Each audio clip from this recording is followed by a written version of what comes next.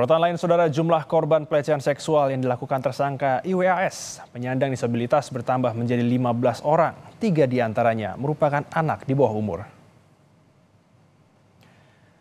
Ditreskrimum Polda NTB telah memeriksa 8 orang yang menjadi saksi atas laporan korban bernama AF. Sementara Komisi Disabilitas Daerah NTB telah mengidentifikasi 15 orang korban pelecehan seksual yang dilakukan pria penyandang disabilitas IWAS. Korban terdiri dari 10 orang dewasa dan 3 anak di bawah umur. WAS telah ditetapkan sebagai tersangka pelecehan seksual terhadap seorang mahasiswi. Kini korban IWAS lainnya mulai bermunculan. Sebagai gambaran, hari ini kami juga terima kembali ada 2 korban yang memberikan informasi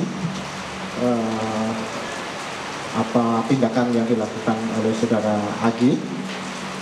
Jadi total jadinya ada 15, dan tadi Pak Dir juga menyampaikan di antara korban kemarin yang diperiksa itu juga menyampaikan ada video, tetapi kemudian itu berbentuk kayak rekaman suara, tetapi bentuk filenya adalah video. Selain itu kami kemarin juga ada satu, ini nanti juga akan kami sampaikan ke teman-teman di kepolisian, ada juga korban yang menyampaikan rekaman suara. Saudara, sebelumnya tersangka IWAS membantah tudingan melakukan pelecehan seksual terhadap korban. Ia bercerita awalnya bertemu secara tidak sengaja dengan korban di sebuah taman.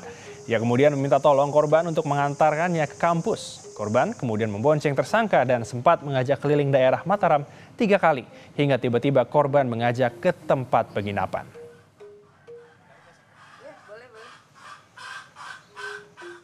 Yang saya bingungkan tuh bagaimana saya merkosa sedangkan saya terus terang seperti ibu bapak lihat sendiri, saya tidak bisa buka celana sendiri, buka baju sendiri. Dan memang kalau memang keperkosaan itu kan ada kekerasan seksual, bagaimana ngelakuin kekerasan, didorong aja saya atau jangan diantar saya kan gitu. Misalkan kalau dia nak mau tuh gimana tuh kekerasan seksual atau pemerkosaan, dia dorong saya. Dan saudara, untuk lebih lengkapnya terkait dengan penambahan korban pelecehan dari IWAS, kami telah terhubung secara daring bersama Ketua Komisi Disabilitas Daerah NTB, Joko Jumadi. Pak Jumadi, betul, apakah terkonfirmasi bahwa korban IWAS bertambah menjadi 15 dan 3 diantaranya merupakan anak di bawah umur?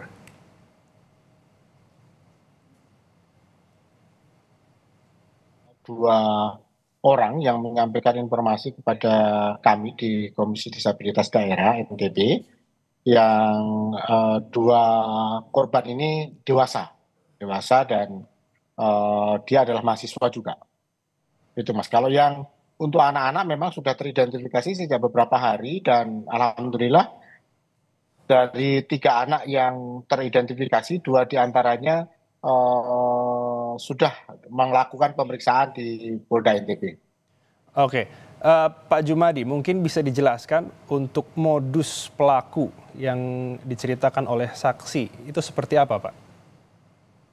Hampir sama ya, jadi modusnya sama, bahwa pelaku melakukan perkenalan dan kemudian melakukan grooming, kemudian melakukan manipulasi psikologis itu. Kalau umpamanya kemudian secara baik-baik saja umpamanya tidak bisa, maka biasanya terakhir nanti ada tindakan pengancaman berdasarkan hasil informasi yang sudah dia dapatkan dari si korbannya. Jadi dari 15 aduan atau laporan yang kita terima itu modusnya hampir sama, kecuali memang ada 2 anak yang memang modusnya dipacarin gitu ya. Oke, baik. Pak Jumadi, mungkin apakah semua korban ini sudah melapor atau masih ada kemungkinan penambahan jumlah korban, Pak Jumadi? Kalau kita menduga kemungkinan besar masih akan ada tambahan-tambahan lagi ya, karena sebenarnya kita juga memantau beberapa media sosial yang juga menyatakan bahwa sempat mengalami kejadian serupa. Kemudian juga ada beberapa foto, kemudian rekaman yang juga menunjukkan adanya aktivitas saudara Agus itu mendekati seorang perempuan. Jadi kemungkinan mungkin masih ada lagi ya. Oke, Pak Jumadi terakhir, untuk rentan waktu dari pelaku, mungkin modus dengan korban, itu apakah semua terjadi di tahun 2024 atau sudah lama Pak Jumadi?